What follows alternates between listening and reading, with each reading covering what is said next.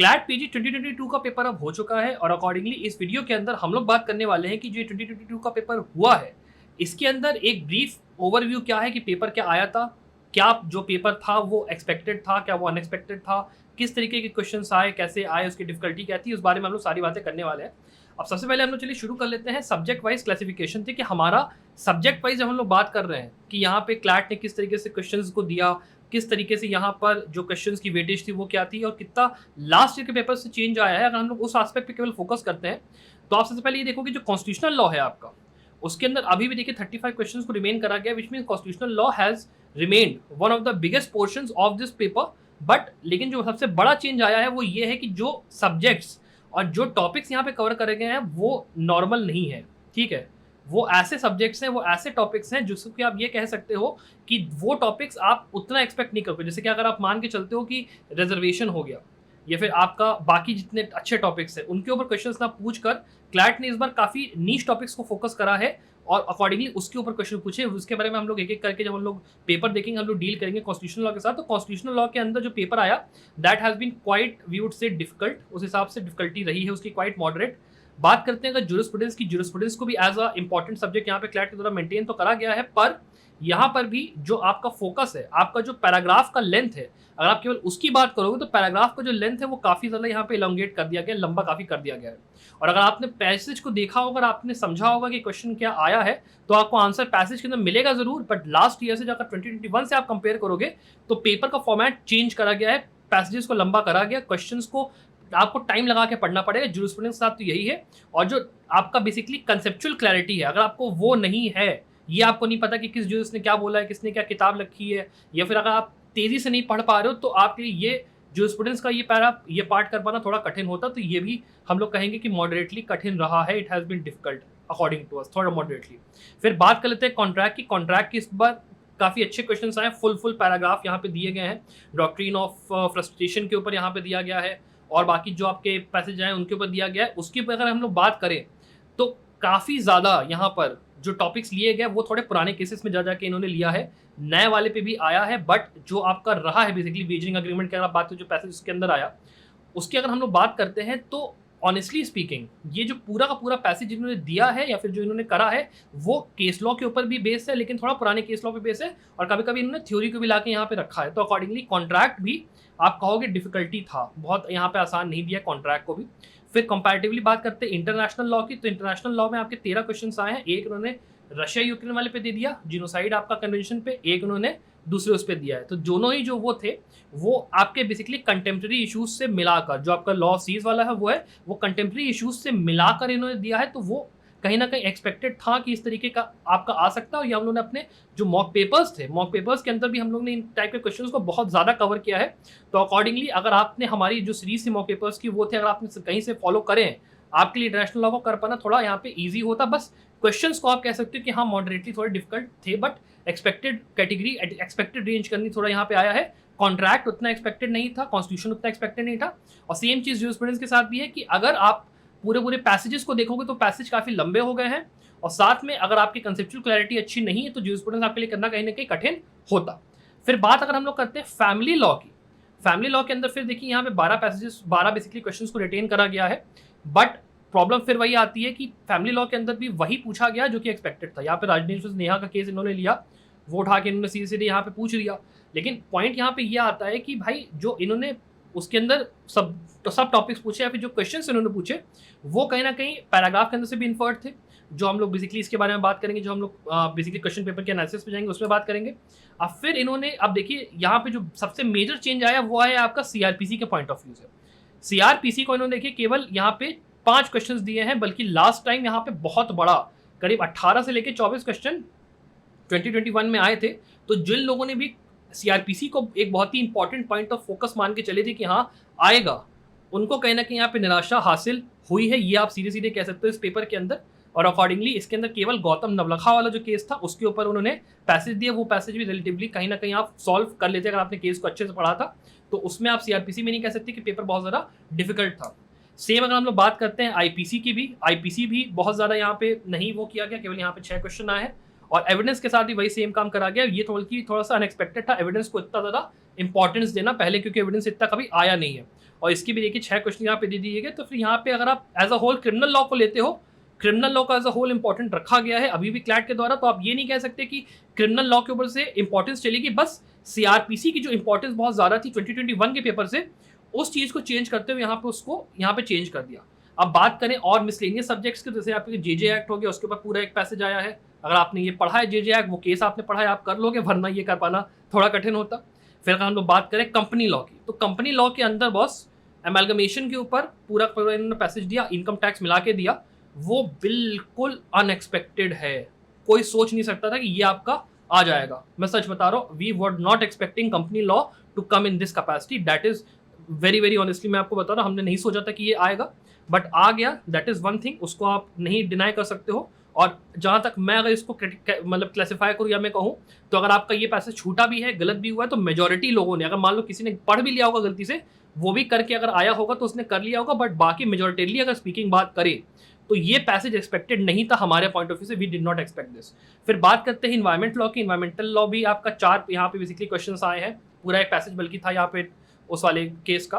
अगर इसको हम लोग बेसिकली डिस्कस करेंगे जब हम लोग जाएंगे उसके आंसर, जब हम लोग बात करेंगे पूरे पेपर की, उसके अंदर भी 75 से लेकर 78 आपका सीरीज क्वेश्चन क्या आई है। इसके अंदर पेपर थोड़ा आसान था, लेकिन काफ़ी घुस के पूछा गया है, तो ये भी कहीं ना कहीं हम लोग कहेंगे मॉडरेटली हल्का बहुत डिफिकल्ट था। अगर आपने पढ़ा है तो आप आंसर कर लोगे, बट यहाँ पे आप सीरियसली ये कह सकते हो कि ये जो क्वेश्चन पेपर यहाँ पे बनाया है इन लोग ने, क्लैट ने, अगर ओवरऑल बात करें, it is difficult, honestly speaking it is difficult. और हमारे हिसाब से ये जो 2020 का पेपर था ना, ये 2020 के पेपर का टोटल रेपिटेशन है, और ये कुछ नहीं है, बिकॉज 2020 के पेपर के अंदर भी इसी तरीके से यहाँ पे जो आपको दिखेगा, यहाँ पे जो आपका इंटरनेशनल लॉ था उसके अंदर यूएन क्लॉज पूछा गया था, सेम चीज़ वहाँ रिपीट हुई है। ये काफ़ी रिपीटिशन है, तो आप एक तरीके से समझ लो ये एक पैटर्न अब यहाँ पे बनने वाला है। क्लैट के द्वारा एक पैटर्न आने वाला है कि जो क्वेश्चन जो आपके पैसेजेस 2020 में आए थे, जिस तरीके से स्ट्रेटजी थी 2020 में, उस चीज़ को ओवरटर्न करते हुए लोग 2021 के अंदर आए। 2021 के अंदर उन्होंने करा क्या कि उन्होंने बेसिकली सरप्राइज एलिमेंट डाला सीआरपीसी, क्योंकि हाँ भाई सीआरपीसी इस बार हम लोग बेल के ऊपर बहुत सारे हम लोग पैराग्राफ देंगे, उसको करेंगे।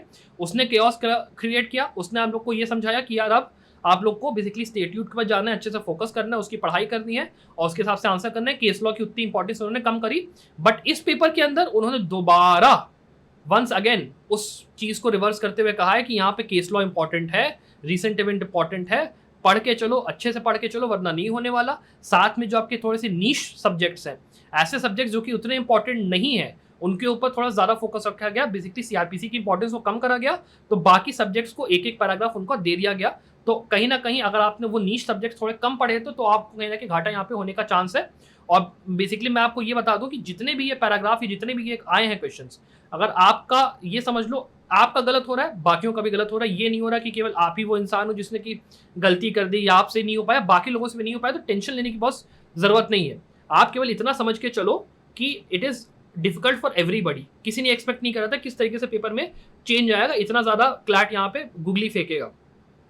This is a total googly, और हमारे एक्सपेक्टेशन के हिसाब से अभी हम लोग यहाँ पे बेसिकली एक सर्वे लॉन्च कर रहे हैं। उस सर्वे के अंदर आप बेसिकली बताइए कि आपके हिसाब से जो आंसर की है, वैसे तो अवेलेबल अभी कंसोर्शियम करवा देगा, लेकिन वैसे भी अगर आपने मान लीजिए नोट करा है कि कौन सा आंसर सही था गलत था, आप ये बताइए कि आपके हिसाब से आपके मार्क्स कितना है, तो हम लोग ये कैलकुलेट कर पाएँ कि पेपर का कट ऑफ क्या जाएगा। तो उससे हम लोग एक बेटर एनालिसिस बता पाएंगे और आपको हेल्प कर पाएंगे कि आपको क्या उम्मीद करके चलनी चाहिए कि जब रिजल्ट आएगा तो आपको कौन सा कॉलेज सिलेक्ट करना चाहिए, किस चीज़ के ऊपर आपको बेसिकली अपने होप्स को कायम रखना चाहिए, कैसे आपको प्लान करना चाहिए अपने आगे के कॉलेज सिलेक्शन को। उसके लिए भी हम लोग वीडियो निकालेंगे। साथ ही में 2023 के लिए अगर अब कोई इंसान इस वीडियो को 2023 के हिसाब से देख रहा है, तो अकॉर्डिंगली उस इंसान को मैं ये कहना चाहूँगा कि अगर आप बच्चों प्रिपेयर कर रहे हो, हम लोग एक नया कोर्स लाने वाले, जिसका लिंक पे हम लोग जैसे ही हम लोग वो कोर्स ला देंगे, डिस्क्रिप्शन हम लोग अपडेट कर देंगे। वो वीडियो बेसिकली अगर आपको कोर्स लेना है, एनरोल करना है, आप कर सकते हो।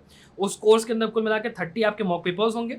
बाकी जितने भी सब्जेक्ट्स हैं उसके अंदर के जितने इंपॉर्टेंट आपके केसेस हो गए, उन सब की हम लोग समरी प्रोवाइड करेंगे। जितने भी केसेस हैं उसका हम लोग कोशिश करेंगे कि वीडियो लेक्चर्स जितने इंपॉर्टेंट केसेस के हैं वो हम लोग प्रोवाइड करें। तो वो कहीं ना कहीं फुल ऑन आपका ये जो पूरा आपका एस्पेक्ट है क्लैट पीजी का, जो यहाँ पे फिर से चेंज करा है यहाँ पे कंसोर्शियम ने, उसको हम लोग पूरा कवर कराने की कोशिश करेंगे। तो जरूर से अगर आपको चाहिए तो हम लोग उस चीज़ को कवर करेंगे।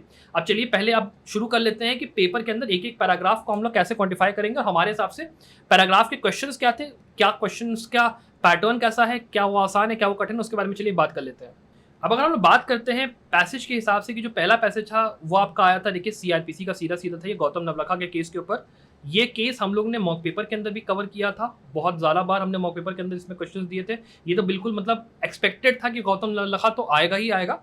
और ये जो आपका पैरा बेसिकली यहाँ पे क्वेश्चन है, इसके ऊपर 167 के ऊपर काफ़ी अच्छे क्वेश्चन दिए। जैसे पहला क्वेश्चन हो गया, ये अगर आपको पता है बेयर एक्ट, अगर आपने अच्छे से पढ़ी है सारी के सारी, जितने 1 हो गया, क्वेश्चन नंबर 2 हो गया। फिर यहाँ पे भी बात करिए कॉन्स्टिट्यूशनल लॉ का एक क्वेश्चन पूछा गया। इसके बाद आप बात करते हो जुडिशियल मजिस्ट्रेट की पावर का क्या है, फिर गौतम नवलखा केस में देखिए 2 बार पूछा गया है। तो मतलब इस बार जो पैराग्राफ है उनके अंदर केस की जो इंपॉर्टेंस है उसको कहीं ना कहीं इंक्रीज करा गया है। और ये अगर आपने गौतम नवलखा केस पढ़ा है तो ही आप इस बेसिकली क्वेश्चन को आंसर कर पाते। ये बड़ा यहाँ पे इंपॉर्टेंट फैक्टर आ गया था। तो हमारे हिसाब से इस पूरे पैसेज के अंदर ये जो पैसेज है ये आपका इजी कैटेगरी में कहीं ना कहीं आता है, बिकॉज इसके अंदर ज़्यादा आपका डिफ्रेंसिएशन नहीं है इन द सेंस ऑफ कि आपने ये चीज़ ना पढ़ी हो या आपने पढ़ी हो। बिकॉज ये तो ऑब्वियस ही बात है कि अगर आपने गौतम नवलखा पढ़ा है, आप 167 पढ़ के जाओगे, आप बेयर एक्ट पढ़ के जाओगे, आपको ये सब चीज़ें पता होंगी। तो इसमें अगर आप बात करते हो तो कम से कम 4 में से 6 क्वेश्चन तो ऐसे हैं जो कि करना यहाँ पे आपके लिए ये पैरा नंबर 1 में तो आसान रहेगा। अब बात करें हम लोग पैरा नंबर 2 की, तो यहाँ पे देखिए ये वाला जो आपका पूरा पैसेज है ना, ये वाला आपका स्टेट ऑफ कर्नाटका और स्टेट ऑफ मेघालय वाला जो केस था ये उसका है, ठीक है। स्टेट ऑफ कर्नाटका से स्टेट ऑफ मेघालय केस के अंदर से आया है, जिसके अंदर बेसिकली जो ये केस था इसके अंदर बात ये करी गई थी कि जो लॉटरीज रन करी जाती हैं दूसरे स्टेट्स के द्वारा, क्या उसके अंदर हम लोग बेसिकली लेवी कर सकते हैं, स्टेट के लेवी कर सकते हैं यहाँ पे टैक्स को, उसी कॉम्पिटेंसी को लेकर बात करी गई थी। और इसके अंदर जो कंसेप्ट था जस्ट एनरिचमेंट का, उसके ऊपर सबसे ज़्यादा यहाँ पे इनका फोकस रहा है। बेसिकली जो एक RMDC वाला आपका एक केस था, जिसके अलावा एक और आया था, उसके साथ इसका काफ़ी ज़्यादा रिलेशन था। अगर आपने उस दोनों केसेस को पढ़ा है रिलेट करके तो आप ये इसको कर लेते। बट हम ये कहेंगे इसके अंदर भी कि ये जो पूरा आपका पेपर आया है ये एक तरीके से मिक्सचर है कॉन्ट्रैक्ट का, आप ये कह सकते हो कॉन्ट्रैक्ट एक्ट का, आपका कॉन्स्टिट्यूशन का और टैक्स का। जिसकी पहला वाला जो क्वेश्चन है, आपका दूसरा वाला जो क्वेश्चन है टोटल आपका डॉक्ट्रिन के ऊपर बेस्ड है। इसके बाद तीसरा वाला भी आप कहोगे ये आपका कहीं ना कहीं थोड़ा टैक्स थोड़ा मिला के कॉन्ट्रैक्ट आता है। फिर चौथा वाला भी ये आपका कहीं ना कहीं कॉन्स्टिट्यूशनल लॉ में है कि क्या ये कॉन्स्टिट्यूशनली वैलिड था या फिर ये नहीं था, कोई टैक्स पर्टिकुलरली स्पीकिंग, तो ये कॉन्स्टिट्यूशनल लॉ के एम्बिट में हल्का सा चला गया। फिर ये तो पूरी तरीके से आपका GST उसमें है। तो ये बेसिकली अगर आपने केस पढ़ा है, ये भी आपका समझ लीजिए आपका टैक्स उसमें आता है। तो अगर आपने ये केस अगर पढ़ा है आपने स्टेट ऑफ कर्नाटका से स्टेट ऑफ मेघालय वाला, तो उसमें आप कर सकते थे। अगर हम लोग बात करें मॉक पेपर्स में, हम लोग ने ये मॉक पेपर्स में अपने कवर करा था ये वाला केस, ऑनेस्टली स्पीकिंग हमने कवर करा था। बट हम लोग का जो एस्पेक्ट था वो थोड़ा डिफरेंट था, हम लोग ने कॉन्ट्रैक्ट के हिसाब से इसको ज़्यादा कवर किया था। बट इसके हिसाब से ये आया है, बट जो कि ये केस कवर्ड अगर था तब भी आप इसमें ये कह सकते हो कि 2 से 3 या 4 क्वेश्चन आप इसमें इजीली अटेम्प्ट कर सकते थे। अब बात करते हैं अगले पैराग्राफ के बारे में। तो ये जो पैराग्राफ है ये सबसे ज़्यादा आपका कंपनी लॉ का जो पैराग्राफ है सबसे ज़्यादा अनएक्सपेक्टेड है। ये तो हम लोग सोच भी नहीं सकते थे कि कंसोर्शियम इस तरीके का पैराग्राफ यहाँ पे दे देगा। सीरियसली स्पीकिंग इनकम टैक्स और कंपनी लॉ मिलाकर अमेलगेमेशन क्वेश्चंस, और यहाँ पे अगर आप बात करते हो केवल 1-2 ही ऐसे क्वेश्चन है जिसको कि आप इन्फर करके पैराग्राफ के अंदर से आंसर कर सकते हो, ज़्यादा इसमें वो नहीं है। इसके रिगार्डिंग भी कि जो क्वेश्चन है उनका आंसर कैसे है, उसका एक डिटेल वीडियो अभी हम लोग बहुत जल्दी लाने वाले हैं। बिकॉज अभी जो वीडियो है बहुत लंबा मैं नहीं करना चाहता हूँ, इसलिए मैं इसमें बहुत लंबा नहीं बता रहा कि इसका आंसर क्या है, कैसे है, क्यों है। बिकॉज ये जो आपका पूरा था ये पूरा का पूरा अगर आपको बेयर एक्ट पता है, अगर आपने अमेलगेमेशन का टॉपिक अच्छे से पढ़ा है, कंपनी लॉ के अंदर आपने टैक्स का पढ़ा है, तो ही आप इसको आंसर कर पाते। ये सच में कठिन था, ऑनेस्टली सबके लिए सरप्राइज था, वेरी वेरी हार्ड आप इसको कह सकते हो। इसके बाद अगर हम लोग बात करते हैं अगला पैराग्राफ की, ये जो अगला आपका पैराग्राफ है ये है आपका सीधा Association of Protection of Democratic Rights State of West Bengal के केस से ये सीधे लिया गया है। और ये जो आपका केस है ना, ये DPSP एनवायरमेंटल लॉ का पूरा है। तो ये कहीं ना कहीं बेयर एक्ट बेस्ड क्वेश्चन इसमें आए थे, ईजी था ये पैराग्राफ कहीं ना कहीं। इसको आप कम से कम 6 में से 4 क्वेश्चन तो श्योर शॉर्ट आराम से कर लेते हैं अगर आपको ये आता है कि कहाँ पे दिया हुआ था। बट यहाँ कुछ मतलब इसमें क्वेश्चंस ऐसे थे जो कि आप कह सकते हो कि हाँ थोड़ा कठिन था। बल्कि ये जो आपका पब्लिक ट्रस्ट वाला डॉक्ट्रिन का ये जो केस है, ये आपका लास्ट ईयर भी इसके ऊपर पब्लिकली आया था आपका, और ये पेलूटा पेज पेपर भी ये आया था। तो ये कहीं ना कहीं रिपीट करा गया है क्लैट के द्वारा यहाँ पे दोबारा से। फिर बात करते हैं अगर हम लोग अगला उसके बारे में, अगले पैसेज के बारे में, तो ये आपका ज्यूरिस्प्रूडेंस का पैसेज है। इस ज्यूरिस्प्रूडेंस के पैसेज के अंदर तो आपको ये पैसेज का पहली बात तो साइज देखो, ये कहीं से भी आपको 250 या 300 वर्ड का दिखाई देता है, ये मोर देन दैट है। और अगर आप इसको पढ़ने बैठोगे ना, आपका बहुत लंबा टाइम लगने वाला है। ये पैसेज तो अगर वैसे मैं कहता अगर आप ये पैसेज करने जा रहे हो कि इसको आप थोड़ा लास्ट में अटेम्प्ट करते। और अगर हम लोग बात करते हैं इसकी क्वेश्चंस की, तो ये ऐसे क्वेश्चंस है जिसमें कि आपको सीधे बताना है कि लॉ किसको रेफर कर रहा है, फिर उसके अंदर किसने क्या बोला, फॉल्सिज्म क्या है, किसने कैसे करा, कौन सी बुक वो हुई, कैसे हुआ, क्या हुआ, किसने क्या बोला। इसके लिए आपको बहुत ही स्ट्रॉन्ग मेमोरी और कमांड चाहिए, बिना उसके आप ये नहीं कर सकते। This passage was quite difficult from our and हम कहेंगे बहुत डिफिकल्ट पैसेज था ये वाला, अगर आप इसको अटेम्प्ट कर रहे थे अकॉर्डिंगली। फिर अगर हम लोग बात करते हैं अगले वाले पैसेज की, तो ये वाला पैसेज हम लोगों ने कवर करा था, ये वाले पूरा केस भी हम लोगों ने अपने मॉक टेस्ट में डाला था, Forum for People Collective Effort versus State of West Bengal का बेसिकली ये केस है। इसको हमने कवर करा था अपने उसमें, पैराग्राफ भी इसमें काफ़ी लंबा था। अगर हम लोग बात करें तो इसके अंदर डॉक्ट्रिन ऑफ रिपग्नेंसी को, आर्टिकल 254 और आपका 7 शेड्यूल के ऊपर काफ़ी इसमें क्वेश्चंस पूछे गए। कुछ क्वेश्चंस इसमें ऐसे भी हैं जो कि बिल्कुल डीप में जाकर बिल्कुल पूछ ले रहे हैं कि भाई ये एंट्री के अंदर ये चीज़ क्या है, या उस एंट्री के अंदर वो क्या है। वो कहीं ना कहीं काफ़ी ज़्यादा आप कह लो डिफिकल्ट है, बट बाकी के जिसमें है जो क्वेश्चन है वो थोड़े बहुत ईजी हैं। तो ये कहीं ना कहीं हमारे हिसाब से मॉडरेट डिफिकल्टी का पैराग्राफ है। अगर आपने इसको पढ़ा है तो आप इसको कर लेते। थोड़ा हल्का अनएक्सपेक्टेड एंड पे है, बिकॉज ऑब्वियसली कॉन्स्टिट्यूशनल लॉ के अंदर आप उम्मीद करके चल रहे हो कि हाँ भाई आपका सेडिशन आएगा, रिजर्वेशन पे आएगा, बट ये आएगा ये आप थोड़ा उम्मीद नहीं करोगे, तो ये अनएक्सपेक्टेड एंड पे था। अगर पैराग्राफ के अंदर से भी आप चाहते तो इसमें थोड़े बहुत आंसर आपको थोड़ा सा चांस था मिलने का, बट अगर आपकी कमांड नहीं है इस केस के ऊपर तो आप ये ना कर पाते ऑनेस्टली स्पीकिंग। इसके बाद अगर हम लोग बात करते हैं अगले वाले की, तो ये आपका सीधा सीधा वेजरिंग आपका कॉन्ट्रैक्ट, एक उसमें क्वेश्चन आया और आपका कंटिजेंट कॉन्ट्रैक्ट के ऊपर ये पूरा का पूरा आपका कहीं ना कहीं पैराग्राफ बेस है। और ये अगर आपने कंसेप्ट पढ़ के रखा हुआ है सेक्शन 31 से लेकर 35 का ये जो आपको पूरा है, ये अगर आपने पढ़ा तो आप ये आराम से कर लेते हैं, ठीक है। इसमें कोई बहुत ज़्यादा कठिन बात थी नहीं। ये बेसिकली किसी केस लॉ से रेफर्ड है या नहीं, ये बेसिकली जो पैराग्राफ भी आया है वो सीधे सीधे थ्योरी बेस्ड पैराग्राफ है। तो इसको कर पाना और इसको लगा पाना, अगर आपको ये आता है तो आप कर लेते। देखेंगे साथ में आपके एप्लीकेशन बेस्ड क्वेश्चन भी काफ़ी आए हैं, इलस्ट्रेशन सीधे सीधे पूछे गए हैं कि अगर कंटिजेंट कॉन्ट्रैक्ट में ये चीज़ होगा तो इसका क्या बेसिकली प्रभाव रहेगा, वो सीधे सीधे पूछा गया है। तो अकॉर्डिंगली ये पैराग्राफ भी हमारे हिसाब से ईजी टू मॉडरेट कैटेगरी के अंदर आप कह सकते हो कि आएगा। अगर आपने ये जो पर्टिकुलर टॉपिक है पढ़ा है कॉन्ट्रैक्ट के अंदर तो आप ये कर ले जाते विदाउट अ डाउट। अब इसके बाद अगर हम लोग बात करते हैं अगले पैराग्राफ की, तो ये जो आपका केस है ये आपका सीधे सीधे जो था ये आपका राजनेश वर्सेस नेहा वाला केस था फैमिली लॉ के अंदर।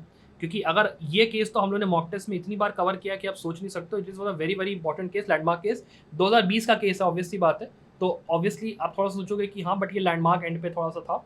तो अकॉर्डिंगली अगर आपने इसको सही से पढ़ा है, पेंडेंटल लाइट का थोड़ा सा हाँ ये क्वेश्चन थोड़ा सा वो था, बट आपको बेसिकली समझ के चलो डीप अंडरस्टैंडिंग चाहिए होगी यहाँ पर इस पर्टिकुलर जो आपका इस जो पैराग्राफ है इसको करने के लिए। और इसके अंदर जो क्वेश्चंस भी पूछे गए हैं कहीं ना कहीं वो थोड़े से डीप एंड पे जाकर हैं। और पैराग्राफ भी अगर आप देखोगे तो उतना ज़्यादा यहाँ पे आपको हिंट नहीं देता कि आंसर क्या आने वाला है। तो अकॉर्डिंगली क्लैट ने जो चीज़ यहाँ पे एक और करी है, कुछ पैराग्राफ इन्होंने इतने लंबे लंबे कर दिए 400-500 वर्ड्स के, कुछ पैराग्राफ इन्होंने छोटे छोटे 100 वर्ड्स 150 वर्ड्स के भी रखे हैं। तो कहीं ना कहीं ये क्रिएट करता है कि आपको ये भी देख के चल रहा है कि आप कितना टाइम किस क्वेश्चन पे दे रहे हो, कितना टाइम किस क्वेश्चन पे नहीं दे रहे हो। और वो आपको प्रायर उस पर डिसाइड करना है कि जो आपका क्वेश्चन आया वो क्वेश्चन के अंदर आपका सीरियसली स्पीकिंग ये पैराग्राफ हमें पहले से अगर ये आता है तो हमने इस पैराग्राफ को नोट कर लिया, पैराग्राफ हमको नहीं आता हमने इसको नोट कर लिया, हम ये नहीं कर पाएंगे। और अकॉर्डिंगली आप अगर अपने पेपर के हिसाब से टाइम डिवाइड करके चले होते तो ये पेपर कहीं ना कहीं आप कर पाते। फिर अगर हम लोग आगे बात करें इसके बाद के जो पैसेजेस हैं आपके उनकी बात करते हैं, तो ये वाला जो अगला पैसेज है आपका वो है आपका स्टेट और राजस्थान वर्सेस महेश कुमार के केस से सीधे सीधे उठाया गया यहाँ पे इसको। अगर हम लोग इस पैसेज की बात करें तो ये टोटली आप कह सकते हो एविडेंस एक्ट में से लिया गया है, नो डाउट अबाउट दैट। और ये कहीं ना कहीं अनएक्सपेक्टेड साइड में है, नो डाउट, बट यहाँ पे ये ईजी है बिकॉज यहाँ पे एटलीस्ट ऐसे क्वेश्चन जो कि आप श्योर शॉर्ट आंसर कर सकते हो अगर आप थोड़ा मेमोरी रिकॉल का इस्तेमाल करो और आप ये सोच पाओ कि अगर आपने एविडेंस पढ़ा है तो उस चीज़ का आंसर क्या होना चाहिए, ठीक है। ये बेसिकली हम लोग कहेंगे कि ये थोड़ा सा मीडियम एंड में था और हार्ड पे भी अगर आप जा सकते हो, बट तब जब आपने ये बिल्कुल एविडेंस पढ़ा ही ना हो तब उसके बारे में हम लोग कह सकते हैं। बाकी अगर हम लोग आगे बात करते हैं तो इंटरनेशनल लॉ आपका आता है, इंटरनेशनल कोर्ट ऑफ जस्टिस। यहाँ पर इसके अंदर आर्मीनिया वर्सेस अज़रबैजान का जो केस है जेनोसाइड कन्वेंशन वाला, उसके ऊपर ये पूरा पैराग्राफ आया है। ये भी आपका कहीं ना कहीं ईजी है बिकॉज यहाँ पे आप बेसिकली मेमोरी रिकॉल का इस्तेमाल करके अगर आपको चीज़ें आपको पता है जेनोसाइड कन्वेंशन वाली तो आप कर लेते। और ये यूक्रेन और उसके वॉर के ऊपर था, तो कहीं ना कहीं थोड़ा सा आप कह सकते हो कि वर्बेटिम में आपका बैराक में से जो चीज़ें दी हुई हैं वो थी। तो अगर आपने स्टेट्यूट ऑफ आईसीजे पढ़ के रखा हुआ है या आपने बाकी चीज़ें पढ़ के रखी हुई हैं तो उसमें से आंसर आराम से कर सकते थे। बट ये कहीं ना कहीं एक बात आप मान लो कि हॉट टॉपिक है आपका ये, जो कि ये हॉट टॉपिक है, जो कि ये ऐसा आपका पैसेज है जिसको कि आने के चांस यहाँ पे था बिकॉज यूक्रेन रशिया वॉर चल रही थी, जेनोसाइड की बात हो रही थी, यहाँ पे बाकी चीज़ों की बात हो रही थी। तो कहीं ना कहीं अगर आप ये पढ़ के जाते, और ये वीडियो मैंने अपनी कहा भी था इंटरनेशनल लॉ की प्रिपरेशन वाली वीडियो में कि आपको वो जो पार्ट है जो कि आपका डिपेंड करता है from the point of view of genocide, अगर आप वो पढ़ के जाओगे तो कहीं ना कहीं आपका काम होगा, यहाँ पे क्वेश्चन आएगा। तो ये कहीं ना कहीं आप ये कह सकते हो कि ये थोड़ा सा मॉडरेट डिफिकल्टी का क्वेश्चन अकॉर्डिंगली हो जाता है। फिर इसके आगे हम लोग बात करें अगले पैसेज की, तो अगला पैसेज आपका सीधे सीधे फैमिली लॉ का है। ये वाला जो आपका पैसेज है ये आपका अमन लोहिया वर्सेस किरण लोहिया के केस का है सीधे सीधे। और इसके अंदर भी अगर आप बात करते हो तो जो प्रोसीजर फॉलो करा जाता है कोर्ट्स के अंदर, उसके ऊपर थोड़े से क्वेश्चंस को यहाँ पे जो दिया गया है वो on the basis of elimination आप कहीं ना कहीं आंसर कर सकते हो अगर आप क्वेश्चंस को देखोगे अकॉर्डिंगली। जो क्वेश्चन उसके ऊपर बेस्ड है उसके हिसाब से बात हो रही है। और इसके अंदर भी कई ऐसे क्वेश्चन है जिसका कि आंसर आपको पैराग्राफ के अंदर सीधे सीधे दिया हुआ है। अगर आप पैराग्राफ को कायदे से कर रहे हो, पढ़ रहे हो, तो आप इस पैराग्राफ को कहने के आंसर कर सकते हैं। तो this was basically upon the easier side, because अगर आपने पैराग्राफ को केयरफुली रीड करा है तो आप यहाँ पे आंसर कर लोगे इस पूरे पैसेज को अकॉर्डिंगली। अब बात करते हैं अगले पैराग्राफ के बारे में। तो ये वाला जो पैराग्राफ है आपका, ये है आपका Gurmeet Singh versus State of Punjab वाले केस के ऊपर सीधे सीधे बेस्ड है। और इसके अंदर बेसिकली जो डाउरी डेथ है उसके ऊपर ये पैराग्राफ आया था। इसको अगर हम लोग बात करें कि ये पहली बात तो जो क्वेश्चन आपका दिया है ना यहाँ पे, ये टोटली अनएक्सपेक्टेड है। बिकॉज आप समझ के चलिए कि जब 2020 में पेपर आया था तो उसके अंदर इस तरीके से बेंच पूछे जाते थे, और उसके अंदर भी लैंडमार्क केसेस के अंदर ही केवल बेंच आज तक पूछा गया क्लैट के द्वारा। बट क्लैट ने यहाँ पे एक नया यहाँ पे प्रेसिडेंट स्टैब्लिश कर दिया कि अगर आपका कोई ऐसा भी केस है जो कि उतना इंपॉर्टेंट नहीं है, उसके अंदर कभी हम बेंच अब यहाँ पे पूछेंगे, तो अब 2023 के पेपर के लिए आप थोड़ा सा सावधान हो जाइए। बिकॉज अब इन्होंने जो कि यहाँ पे प्रेसिडेंट स्टैब्लिश करा है, तो कहीं ना कहीं चांस है कि जब नेक्स्ट टाइम पेपर होगा तो बेंच के ऊपर कहीं ना कहीं इंपॉर्टेंस आ सकती है पूछे जाने की। अगर हम लोग बात करते हैं पैसेज का इन इट सेल्फ की पैसेज कैसा था, क्वेश्चन किस तरीके थे, तो हमारे हिसाब से तो ये जो इसकी डिफिकल्टी थी वो कहीं ना कहीं थोड़े यहाँ पे मॉडरेट थी। बिकॉज ये जजमेंट था वो थोड़ा सा एक्सपेक्टेड था कि ये जजमेंट आ सकता है। हाउएवर इसके जो क्वेश्चंस थे वो आपकी मेमोरी को काफ़ी हद तक टेस्ट के ऊपर डालते हैं कि कैसे आप इसको आंसर करोगे, क्या करोगे। देयरफॉर हम लोग को ये लगता है कि ये जो बेसिकली यहाँ पे टॉपिक है इसके अंदर आपको निटिग्रिटी पता है कि हाँ भाई डाउरी प्रोविजन एक्ट में क्या है, 113B में क्या है, 304B में क्या है, कैसे है। अगर आपने बेराक को कायदे से पढ़ा, अगर आपने केस को कायदे से पढ़ा है, आप इसको आंसर यहाँ पे कर सकते हो। बट यहाँ पे भी आप ये देखो कि बेराक के अंदर भी घुमा फिरा के पूछा, मतलब काफ़ी पूरे जो डाउरी का टॉपिक है ना उसको कहीं ना कहीं कवर करके लोग चले, तो ये भी थोड़ा आपका मॉडरेट एंड पे आपका ये आएगा। एक्सपेक्टेड था ये तो मैं कहूँगा डेफिनेटली यहाँ पे। इसके बाद हम लोग बात करते हैं अपने पैराग्राफ के बारे में ना, तो ये जो आपका सीधा सीधा था ये आपका नर्मदा बचाओ आंदोलन वर्सेस यूनियन ऑफ इंडिया के केस से सीधे सीधे लिया गया है। ये थोड़ा ऑन द अनएक्सपेक्टेड एंड था, बिकॉज ऑब्वियसली बात है इन्वायरमेंटल लॉ हमें पता तो था कि क्या मतलब आ सकता है, चांस यहाँ पे था। बट यहाँ पे जो एस्पेक्ट्स यहाँ पे कवर करे गए हैं वो थोड़े इंटरनेशनल लॉ के भी कवर करे गए हैं। थोड़ा यहाँ पे जो मेजर कॉन्स्टिट्यूएंट है यहाँ पे जो पूरा बेसिकली पैसेज का जो क्वेश्चन यहाँ पे पूछे गए हैं, it is like a mix bag. और ये जो पूरा आप कह सकते हो ये जो पूरा आपका पैराग्राफ है ना, ये आपका थोड़ा सा यहाँ पे इसने हरकत बहुत अलग तरीके की करी है। ये थोड़ा आपको छेड़ सकता है ये पैराग्राफ, ऐसा है बिकॉज इसमें अलग अलग लॉज यहाँ पे लाए गए, इंटरनेशनल लॉ भी ले आए, कॉन्स्टिट्यूशनल लॉ भी ले आए, इन्वायरमेंटल लॉ भी ले आए, सब उठा के इन्होंने घुमा के पूछा है, पूरा पूरा पूछा है, डेट भी उठा के पूछी है। तो यहाँ पे तो अगर आपका मेमोरी अच्छी है, अगर आपने केस लॉ पढ़ा है, थोड़ा नर्मदा बचाओ आंदोलन वाला कंसेप्ट उसके पढ़े हैं थोड़ा, और आपकी मेमोरी अगर अच्छी है कि आपको पता है कि किस टाइम पे कौन सा आपका यूएन का कन्वेंशन आया, कब उसको लॉन्च हुआ, कैसे उसमें चीज़ें दी हुई हैं, अगर तभी आप ये बेसिकली कर पाते, तो थोड़ा ये भी आपके डिफिकल्ट एंड में मैं कहूँगा कि है। मतलब इन्वायरमेंटल लॉ का जरूर है, लेकिन ये भी नहीं कह सकते कि इन्वायरमेंटल लॉ में आसान है। अगर ये केस पढ़ा था तो ही कर पाओगे, नहीं पढ़ा था तो मुश्किल ही है इसको कर पाना। अगले उसकी बात करते हैं तो अगला वाला जो आपका पैसेज है वो आपका सीधे सीधे जो केस है लोक प्रहारी वर्सेस यूनियन ऑफ इंडिया का, उसमें से लिया गया कोलिजियम सिस्टम वाला। इसको भी हम लोग कहेंगे कि ये पैराग्राफ आपको कहीं ना कहीं मॉडरेट है, बिकॉज इसके अंदर भी 3 से 4 ऐसे क्वेश्चन हैं आपके जो कि आप अटेम्प्ट कर सकते थे, वाइल 2 ऐसे हैं जो कि डिफिकल्ट हैं, बिकॉज उसके अंदर आपको बहुत ही स्पेसिफिक नॉलेज की जरूरत है अगर आप बात करते हो इसके अंदर। और इसको भी हमने कहीं ना कहीं अपने उसमें कवर करा है अपने मॉक टेस्ट के अंदर, बिकॉज ये 2021 का केस है और थोड़ा हद तक ये काम भर का इंपॉर्टेंट केस था। तो अकॉर्डिंगली अगर आपने इसको पढ़ा है तो आप इसको कर लेते, बट इसके अंदर भी अगर आप बात करोगे पैराग्राफ के अंदर से आपको ज़्यादा आंसर नहीं मिलते। इसके बाद अगर हम लोग बात करते हैं अगले आपके पैसेज के बारे में, तो ये वाला जो आपका पैसेज है ये आपका Rishipal Singh versus State of UP अलग बेसिकली वो है केस है, ऋषिपाल सिंह सोलंकी वाला, और इसको हमने कवर करा है अपने मॉक टेस्ट के अंदर भी। तो वैसे तो ये अनएक्सपेक्टेड ही था, डेफिनेट सी बात है, जे एक्ट के अंदर इतना बड़ा मतलब आप पोर्शन देते हो वो अनएक्सपेक्टेड था। इसको आप कह नहीं सकते थे कि आएगा, ये थोड़ा सा नीश है, but by intelligent guesswork आप यहाँ पे एटलीस्ट 3 क्वेश्चंस को तो आंसर कर सकते थे। तो फिर हम लोग बेसिकली ये कह सकते हैं कि ये मॉडरेट एंड पे आपका थोड़ा है। और यहाँ पे देखो थोड़ा सा रिस्क भी है, अकॉर्डिंगली डिपेंड करता है कि अगर आपकी अवेयरनेस कैसी है, अगर आपने ये टॉपिक पढ़ा था, अगर आपने ये एक्ट पढ़ा था तो आप इसको आंसर कर पाते। लेकिन अगर आपकी अवेयरनेस थोड़ी कम है या आपको ये टॉपिक आपने नहीं पढ़ा या आपने अटेम्प्ट नहीं करा है तो आप इसको मत ही करते, बिकॉज इसमें देर तक पूछी है और काफ़ी डीप में जा जाके यहाँ पे जुवेनालिटी के क्वेश्चन इन्होंने पूछे हैं। बट एक जो फायदा है यहाँ पे कम से कम 4 यहाँ पे 3-4 क्वेश्चन ऐसे हैं जो कि आपको पैराग्राफ के अंदर सीधे सीधे मिल जाते हैं। तो अकॉर्डिंगली ये पैराग्राफ आप रिस्क लेके थोड़ा 3-4 क्वेश्चन यहाँ पे अटेम्प्ट आप कर सकते थे, बट अगर ज्ञान होता, पता होता क्या करो, तभी करना होता है आपको यहाँ पे। अगले उसकी बात करें पैराग्राफ नंबर यहाँ पे अगले उसकी, तो ये वाला जो आपका पैराग्राफ है वो है आपका सीधे सीधे south east Asia marine engineering construction limited versus Indian oil का।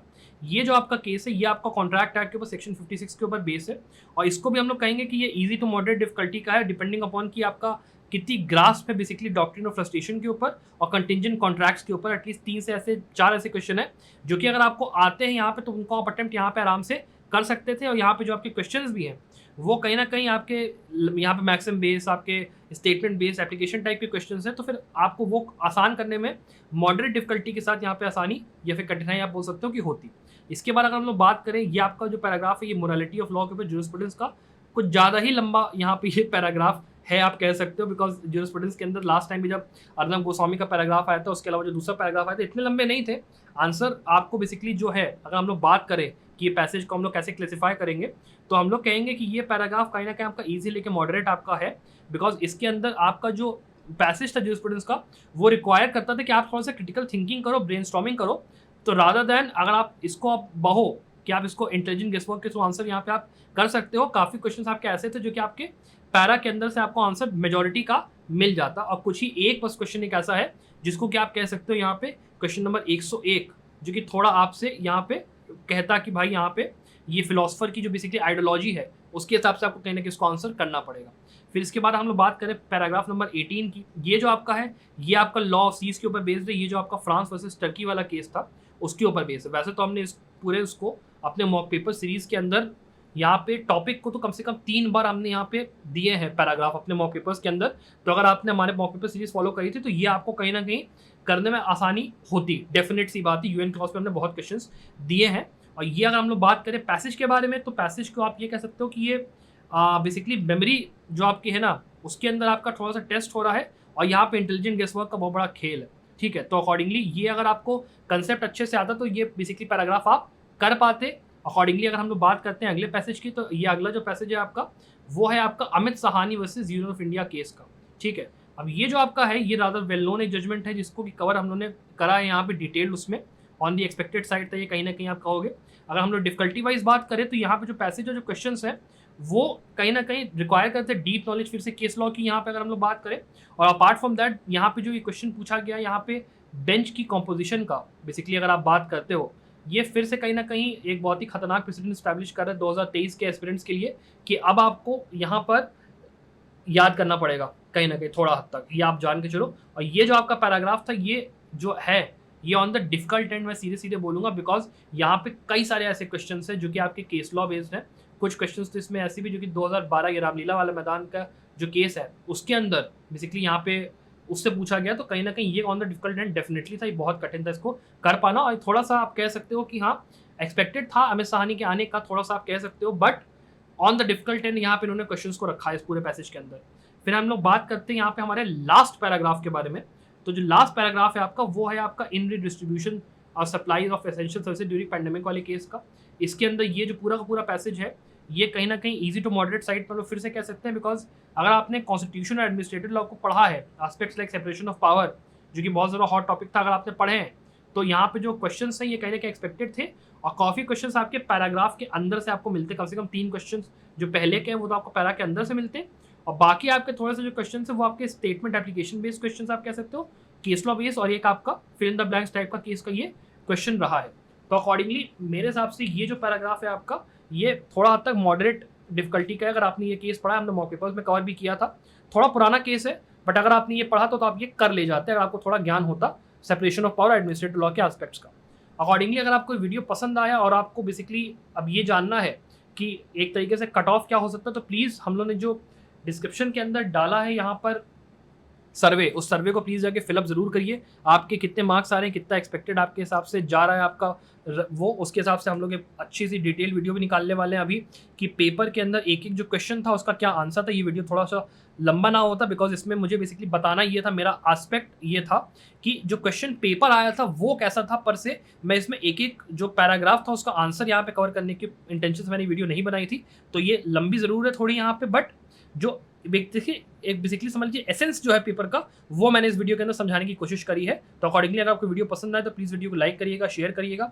अगर आप 2023 के एस्पिरेंट हो तो फिर जो कोर्स है उसको हम लोग जैसे ही वो लाइव होता है हम लोग लिंक अपडेट कर देंगे नीचे, आप उसमें जाकर एनरोल अगर आपको करना है आप कर सकते हो। Accordingly I wish you the very best of luck कि आई होप आप लोगों ने जो पेपर अटेम्प्ट करा है वो अच्छे से अटेम्प्ट हुआ हो। अगर पेपर अच्छा गया कोई बात नहीं, अगर पेपर खराब गया तो भी कोई बात नहीं।